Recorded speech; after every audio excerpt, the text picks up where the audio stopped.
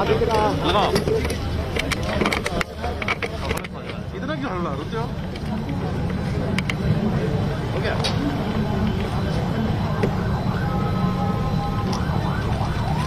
मित्रों, यार ऑडियो बहुत बेकार आ रहा है कोरोना महामारी जो इस सदी की सबसे बड़ी महामारी है,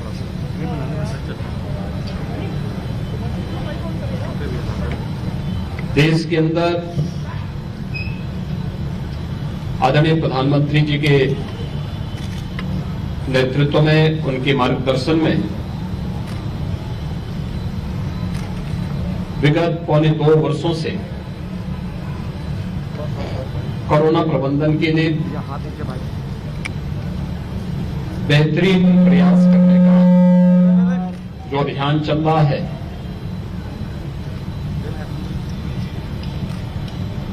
उसके अच्छे परिणाम भी देखने को मिले हैं। भारत के कोरोना प्रबंधन को दुनिया ने स्वीकार किया है और भारत के कोरोना प्रबंधन की सर्वत्र न केवल चर्चा हुई है, बल्कि हर एक जगह उसको सराहा भी गया है। उत्तर प्रदेश के अंदर कोरोना प्रबंधन की इस कार्यक्रम को हम लोगों ने प्रथम और द्वितीय वेव के दौरान सफलतापूर्वक न केवल इस सदी की सबसे बड़ी महामारी को नियंत्रित करने में सफलता प्राप्त की थी, बल्कि कोविड प्रबंधन का एक मॉडल भी देश के अंदर खड़ा करने में सफलता प्राप्त की थी। स्वास्थ्य विशेषज्ञों ने जो एक आशंका व्यक्त की थी कि अगस्त सितंबर 2021 में कोरोना की 3rd वेव आएगी, और आशंका व्यक्त की थी कि जो 2nd वेव की तुलना में ज्यादा खतरनाक होगी, वह बेहतरीन कोविड प्रबंधन के माध्यम से न केवल देश में बल्कि उत्तर प्रदेश में भी पूरी तरह नियंत्रित रही। जीवन और जीविका को महामारी के दौरान कैसे बचाया जाना चाहिए, इस मॉडल को खड़ा करने में देश को भी, प्रदेश को भी सफलता प्राप्त हुई।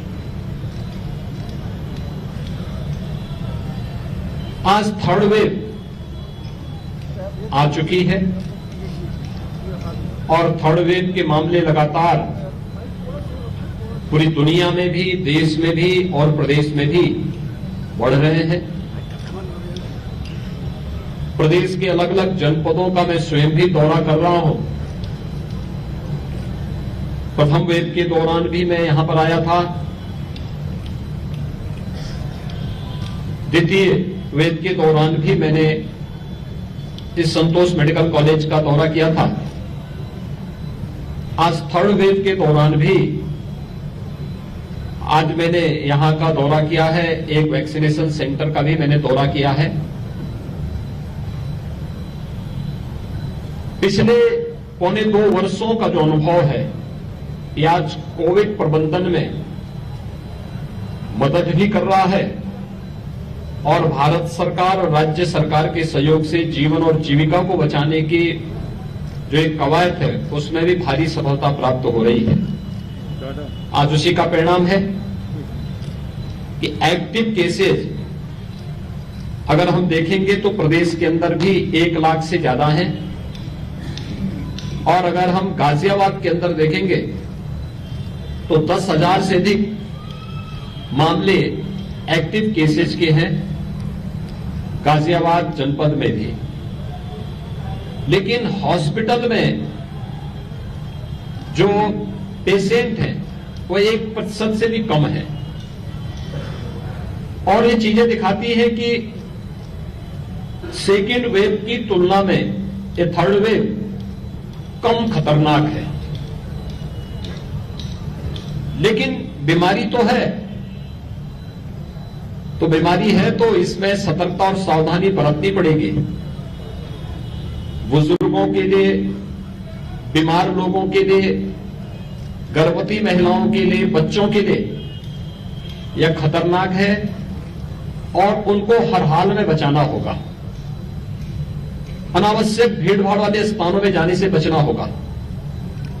इसके लिए प्रदेश में 5,500 से अधिक स्थानों पर पब्लिक एड्रेस सिस्टम के माध्यम से जागरूकता का एक व्यापक कार्यक्रम भी चलाया जा रहा है। शेष अन्य लोगों से अपील भी की जा रही है कि वे सार्वजनिक स्थानों पर अनावश्यक न निकलें, भीड़भाड़ वाले स्थानों में जाने से बचें और अगर जाना ही पड़े तो उन स्थितियों में इस बात को ध्यान में रखें कि वे मास्क जरूर पहन करके जाएं, क्योंकि ये सामान्य जागरूकता का जो अभियान है यह बचाव और सतर्कता के माध्यम से कोरोना प्रबंधन का एक बेहतरीन अभियान को आगे बढ़ा सकता है। दूसरा, हम आभारी हैं प्रधानमंत्री मोदी जी के।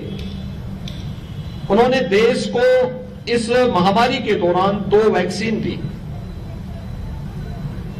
वैक्सीनेशन का हमारा जो ड्राइव है देश का 16 जनवरी 2021 से प्रारंभ हो गया और पहली बार ये देखने को मिला कि किसी महामारी में देश ने वैक्सीन विकसित किया हो।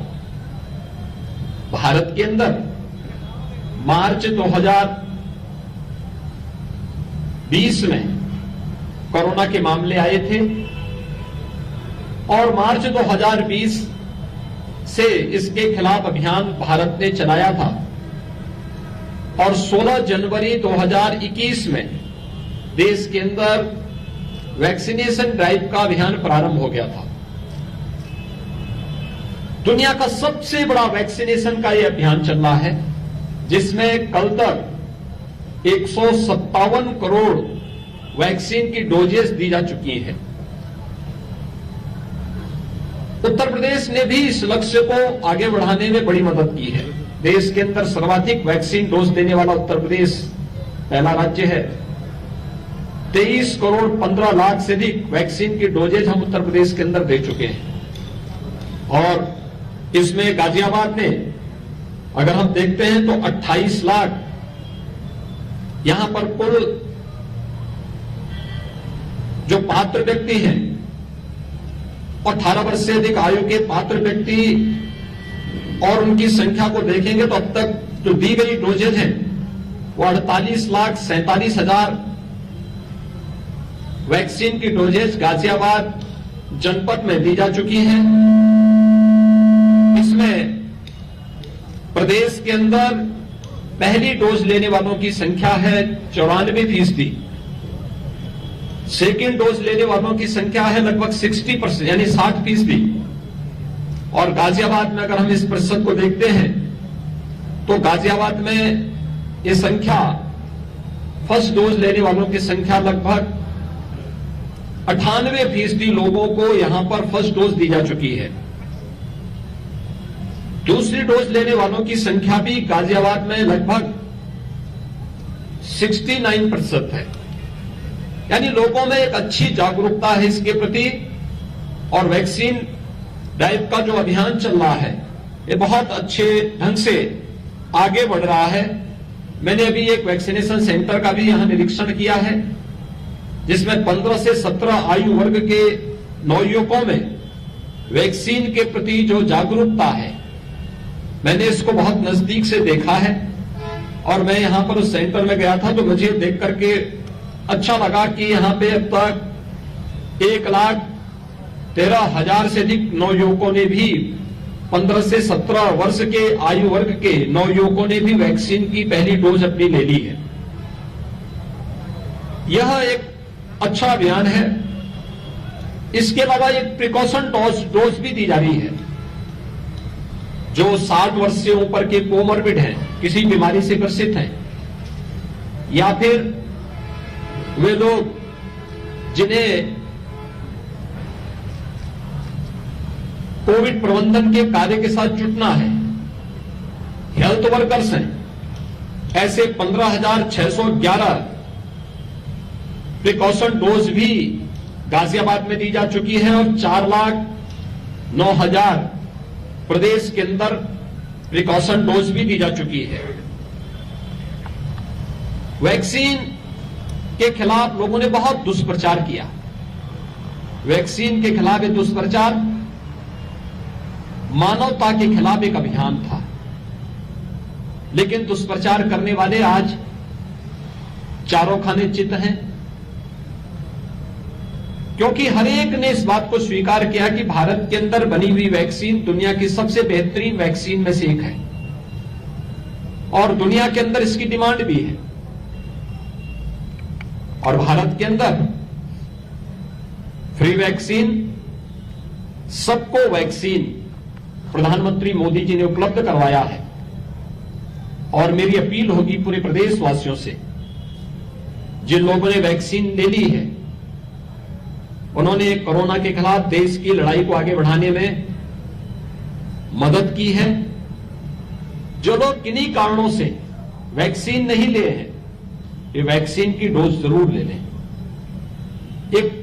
इस सदी की इस महामारी में बचाव का एक सर्वोत्तम उपाय हो सकता है और उसमें हमें पूरी सतर्कता के साथ वैक्सीन की डोज लेकर के हर एक व्यक्ति को, 15 वर्ष से ऊपर के हर एक व्यक्ति को वैक्सीन की डोज जरूर लेनी होगी और इसके लिए एक विशेष अभियान चल रहा है। सेकेंड वेव के दौरान एक चीज देखने को मिली थी, ऑक्सीजन का कुछ संकट देखने को मिला था। उस समय भारत सरकार ने ऑक्सीजन स्पेशल ट्रेन चलाई थी, एयरफोर्स के जहाजों का इस्तेमाल करके ऑक्सीजन की सप्लाई करके हर एक व्यक्ति की जान को बचाने की चिंता की थी। आज हम आभारी हैं प्रधानमंत्री मोदी जी के, जिनके कारण प्रदेश के अंदर और देश के अंदर ऑक्सीजन में आत्मनिर्भरता के लक्ष्य को प्राप्त किया जा चुका है। प्रदेश के अंदर हम लोगों ने अप्रैल 2021 से लेकर के अब तक 551 ऑक्सीजन प्लांट स्थापित किए हैं। ये सभी क्रियाशील हैं और आपके गाजियाबाद में भी 12 ऑक्सीजन प्लांट स्वीकृत हुए थे, जिनमें से 11 क्रियाशील हो चुके हैं।